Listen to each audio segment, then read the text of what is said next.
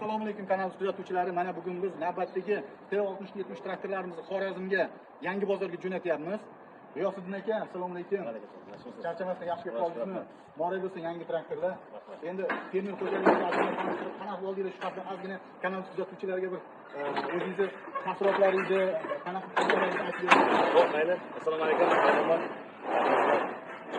Yangi bozordan Xorazmdan keldik.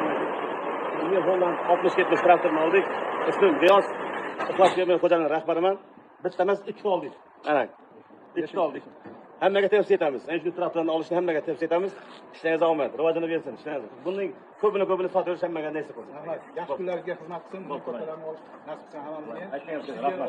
Yana texnikalar kerak bo'lsa murojaat. Hozirgi kunda yangi bozorga aytamiz, xudo xolasa.